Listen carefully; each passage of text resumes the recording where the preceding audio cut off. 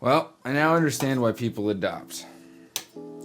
It's not just to save the life of a child, but it's probably also because that child is sleep trained. Holy crap. It's been such a gnarly past couple of days. At least today, I prepared better for it. I went to bed super early last night and woke up today at 4 a.m., although I was up every 2 hours.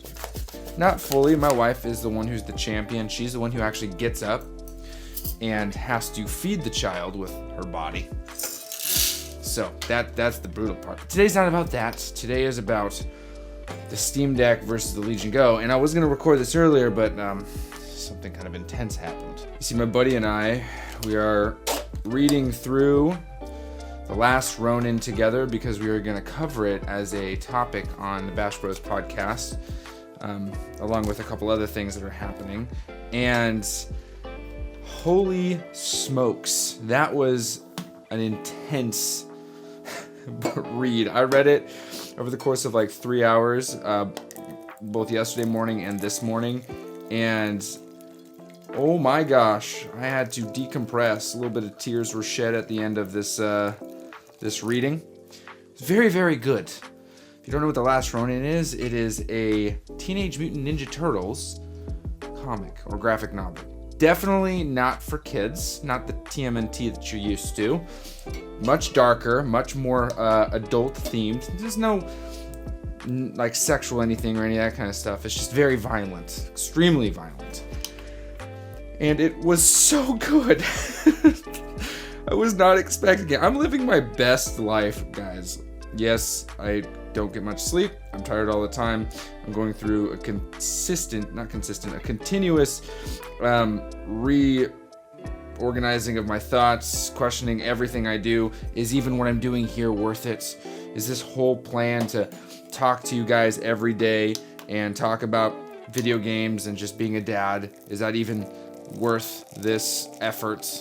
Am I ever going to be able to provide for my, that kind of thing is always on my mind. But I'll tell you, reading that book and playing these games that I'm playing and going through and reliving some of the memories that I had as a kid has been quite special. So we are doing AeroPress again today.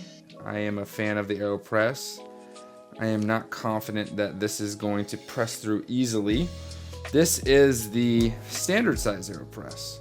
And that is a firm, I just don't like on that glass. I'm hoping I don't break the glass when I press down. Anyway, Steam Deck versus Lenovo Legion Go. We have ourselves two of the biggest, I think, competitors together. I know that the Asus ROG Ally is there too, but the Legion Go is the most powerful of the two. Not only is it the most powerful, but it also is the one that has the design, right? The detachable handles, Joy-Cons, right? The mouse conversion. I think that is the most, or the closest we will get to what the next generation of this portable PC is, because the flexibility that happens with the removable handles is great. The screen is massive. There's a kickstand for tabletop mode. There are a lot of things going for it. Now, there are a few things that are, I think, the fatal flaws. One is it's a Windows machine. So for some, that is a very, very positive thing. Like a Windows machine, it's able to do everything and anything in between, and that's a good thing for them. For me, that ended up being a huge problem. Okay. Oh, it's pressing out, thank God. And the main reason why that was a problem was because I am not familiar with Windows, one. And two, I think that the Windows side of things ended up being the reason why it had performance issues with games that were running better on the Steam Deck. Now, frames-wise, sure, you're able to get more frames out, and the device itself is able to show you more frames because it can run stuff at up to 144 frames per second. And I'm saying that because the display has that refresh rate, 144 frames per second, which is pretty insane when you think about it, to have a handheld display with 144 frames. I was not getting games at 144 frames, and the ones I tried to get at 144, they did not look that good at all, right? We're dealing with, lower resolutions and stuff like that. It is a higher resolution display with, I think it's 1600, 20 something by 1600, but in order to really get the performance out of it, you're going to have to drop that down to 800, which is that of the Steam Deck. There are, again, a lot of things going for it. The Windows side allows you to make it a functioning computer for yourself, if that's what you do. I do run everything through Mac, and I attempted to try to go a week using it as a computer, and it just didn't work for me. And I know a lot of this is seeming like it's a negative thing, right? I'm not trying to just say that this is a negative, not worth it device. It's a very, very worth it device for some people. I think the Windows 11 side of things made things very, very challenging. And as someone myself who is strapped for time, in order for me to get any alone time, in order for me to read a book, I had to wake up at 4 a.m, right? That's the time that I'm dealing with here. In order for me to really enjoy something, I have to wake up before the sun comes up. I mean, the sun is looking at me going, dude, take it easy. I'm still sleeping, bro, right? And so I can't afford to, well, first off, $700 or $800 for the top end one. I didn't try the not as powerful one. I had to try the top end one because, I always, when it comes to tech, try to opt for the higher, more performance oriented one, with the exception of my gaming devices, because I want longevity, right? Xbox, I know I didn't do that. I went the Series S route, which is great because as you guys are watching this, I'm packing up and getting ready to go to my buddy's house out in a different state to fly there, and I'm bringing my Series S attached to the Upspec Gaming X screen, which they so graciously sent me a black one. So now the whole unit is all set up and ready to go. Really exciting stuff, and there's going to be some definite videos made out there, and some cups made out there with my buddy. But that being said, I found myself wanting to get the more powerful to see what I can do, and it created too much. There was too much in the way of me sitting down and wanting to play and then getting to the game. First things first, let's talk about something as simple as Resident Evil 4. On my Steam Deck, I'm able to boot in and go, right? Hit the application, it boots in. I've already set up the settings, we're good to go. On the Lenovo, I had to go into the game launcher, then launch it. If I turned off the device and then turned it back on, it wouldn't start immediately back up in the game. I had to make sure everything was set properly. And sometimes it would quit the game upon going into sleep mode. With the Steam Deck, it is literally the same type of gaming experience you're getting with a Nintendo Switch. On, off, on, off. Now, I think it's really important to make the delineation. Yeah. That the Steam Deck is a gaming device that also is able to boot into a PC side. Whereas the Lenovo Legion Go and I guess also the Asus ROG are PCs, Lenovo more than the Asus. There are PCs that are also able to game. It's truly what you're dealing with here. I also wasn't a huge fan of where the thumbsticks were. They didn't feel the best. I like the thumbsticks on the Steam Deck better because they're just raised a little bit higher, and so the thumbsticks here actually feel like thumbsticks I'd be used to using, like on Xbox controller or on a PlayStation controller. And so that is something that I enjoyed. Now, can you get risers? Sure. But that is something that is a little bit better. I also appreciated the placement of everything here, the two trackpads, which I don't use but can use. It just feels a little bit better. Now, the display between the two, this is OLED, so it's more vibrant, but the LCD display on the Legion Go, because of the pixel density, I feel like actually looked comparable. I know in some instances it wasn't as punchy. You're not getting the HDR kind of feeling that you get with the Steam Deck, but still, at no point was I like, man, I'm lacking on the visuals here. It seemed fine. My biggest issue with it was simply the fact that I couldn't press the power button, and as you can see, we are already in the game. I was playing Crisis Core, or am playing Crisis Core. I'm still going to be playing Crisis Core. I press the power, goodbye, good to go, throw it in a case, boot it back up, we're good to go. It is the simplicity that exists with the Steam Deck that has drawn me in, and it is the simplicity that continuously exists with this device that I, as a dad, appreciate.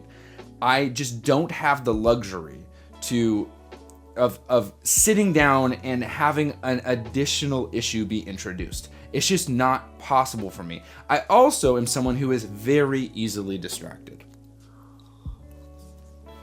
Like, very easily distracted. Sitting down to play a game on my PlayStation 5 and then perusing the PlayStation Store for games I'm not going to play for hours on end, that's the kind of distraction. The discipline that is required from me in order to sit down and do something is tremendous. The fact that I got through The Last Ronin in 2 sittings is very, very spectacular. What I did was I made sure that my keyboard wasn't within reach. I had the book already out. Those are the types of things. Same thing with my reading of the Bible in the morning. I have to put the Bible where I would sit, right, and just get through it. And then I have this, my record player. I'll press start on the music. It's already turned to Bluetooth. There's nothing in between me and doing the task at hand. And so with this, that's huge. There's nothing between me and doing the task at hand. If I am to get through games, I am to need to make sure that there's nothing in between the two, because I am an easily distracted person. Even with my hobbies, not just professionally, but unprofessionally as well. And some would be like, oh man, that sounds like ADHD. I don't care what it is. I'm not going to diagnose something when I have to deal with it anyway. Whether it's ADHD, whatever it may be, I'm just figuring out the practical steps to be better at what I'm doing. Because just because there's a definition, some sort of thing, doesn't change the fact that you still have to deal with it. I'm not sitting here wondering, why do I get so distracted? I get distracted. And so I need to make sure that there are less obstacles in my way when it comes to doing things that I care about and that I love, right? And so when it comes to my hobbies, my interests, even those fall victim to my mind being distracted easily. Could it be because of the copious amounts of caffeine that I pump through my veins and my heart every single day? Potentially. Is it really that much caffeine? No. No more than Casey drinks in The Last Ronin. Heyo! Made a reference to the comic I just read. I drink 2 cups of coffee a day. It's really not that much. I drink one of these, which this is a much smaller dose, 250 grams versus the 400 I sometimes do. And that's intentional because I already had a cup of coffee this morning with my MCT oil to get my brain functioning, because it's been a rough past couple of days. And so, specifically with something like the Steam Deck, I appreciate the lack of setup, the lack of change to the UI. It's just the easiness. All my games are in one space. Now, when it comes to what I wish I had, is I do wish I had the access to Game Pass. That'd be really nice. And I know that there are ways to do it, but I'm talking about native access. I'm not talking about there's a way to stream it and this, that, workarounds and all that. I'm talking about just plain good old native access. Asus has it.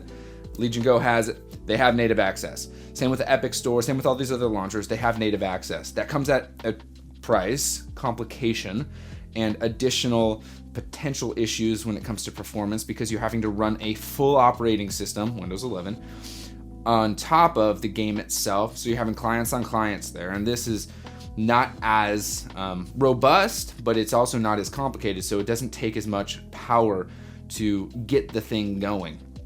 I noticed on the Legion Go, just in simple updating and changing things, the fans would kick on pretty quickly, and we'd have some audio from those fans.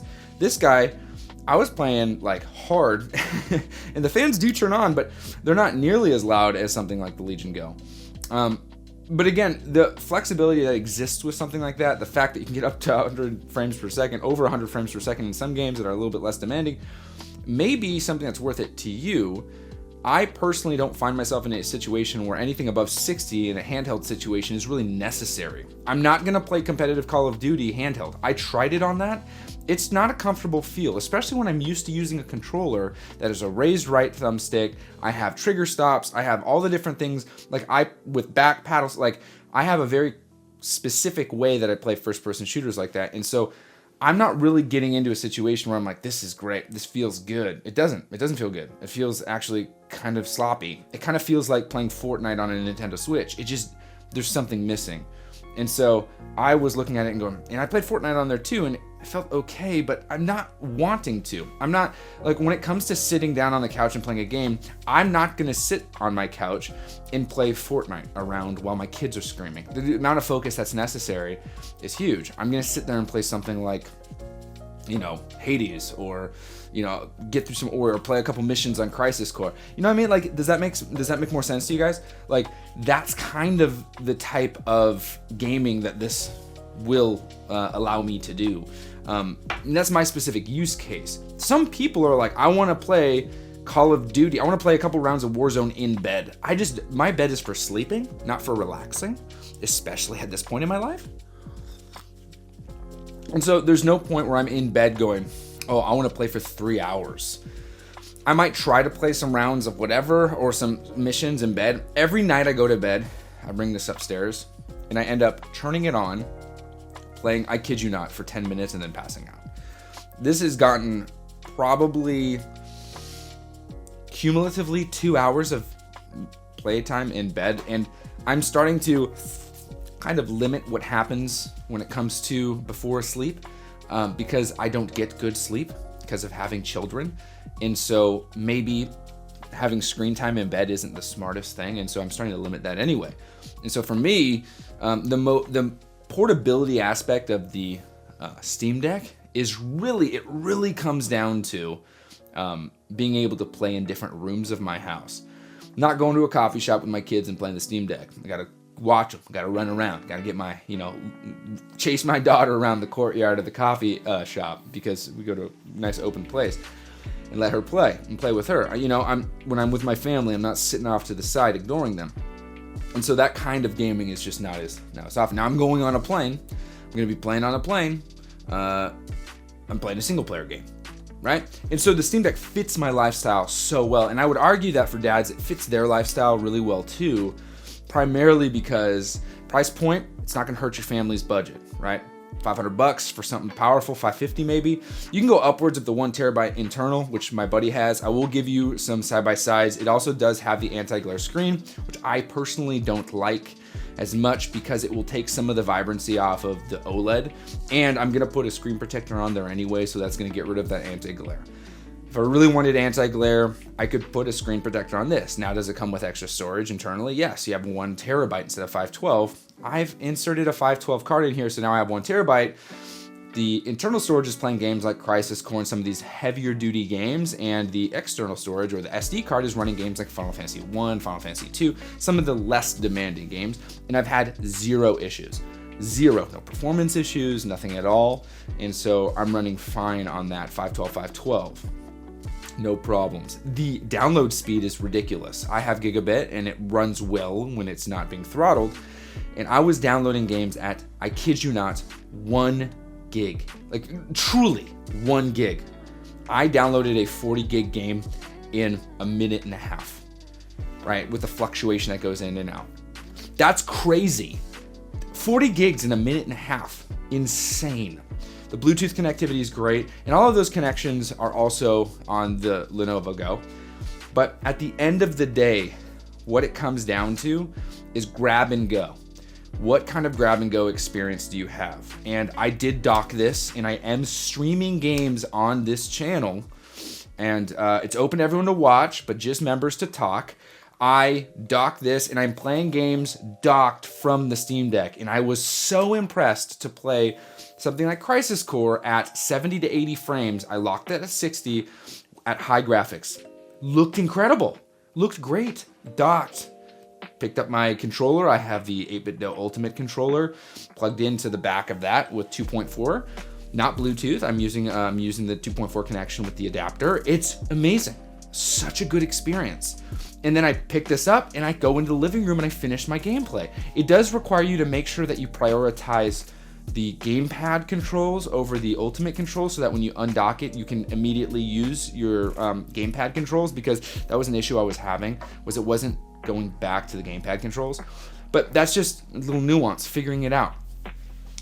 At the end of the day, when it comes to these portable PCs, convenience is going to absolutely trump features for me. Huge. And the portability and convenience of something like the Steam Deck is incredible. I do think that the design and the construction of the Ally looks better than the Steam Deck in my opinion, but the functionality and the ease of use that comes with the Steam Deck is unmatched. That's what it comes down to. Performance-wise, it is the weakest out of the three. Convenience-wise, it is, I would argue, the best. And usability, it outperforms all of them because of the fact that it isn't having to run Windows 11. For some people, Windows 11 is a non-negotiable. They need to have it because they want that flexibility. For me, access and ease of use is the non-negotiable. And this crushes. I could get 10 extra frames, 15 extra frames, and maybe a couple extra bumps in textures on these other machines, but I am more than willing to drop it down to a 60 frame per second game, or maybe even 45 frames per second, and have medium textures across the board to have the ease of use that exists on the Steam Deck. Because I, as a father, need to have the least amount of steps between the decision I want to play video games and the action I am playing video games. And that, my friends, is why the Steam Deck for me takes the cake as the least powerful out of all of the PCs. I hope that helped you guys. That is my exhaustive comparison between the two. I think that the Lenovo Legion Go is going to lead the way as what the innovation of these portable PCs looks like, truly. That's why I went for it over the Asus ROG. They all have their issues. Asus ROG is the first attempt at it. Heat issues. Lenovo Legion Go, some optimization issues. Those controllers are going to break. They are so easily detached. I just can smell the brokenness of those. And we'll see what the MSI Claw has to offer. But I'm excited for the second generation of all of those, and I'm way more excited to see what optimization Windows 11 decides to bring to the table for these handheld devices, because I think that Windows 11 needs to have some sort of thing for them. Because as it stands now, it's just too needy of an operating system for those devices, and so you end up losing out on that extra performance. I honestly feel like the extra performance that exists on those devices is just there to run Windows 11. That's how it felt for me, at least. And I'm not Windows smart, so I know that there could be different things you do to adjust that, but for me, I wasn't able to do it, so I ended up returning it. Steam Deck all the way from me. If you have any more questions, ask me in Discord. Only a few more days to get in before it's members only. You will be there forever once you get in, so don't worry about that. All right, I'm gonna go get on a plane now, and as always, happy gaming.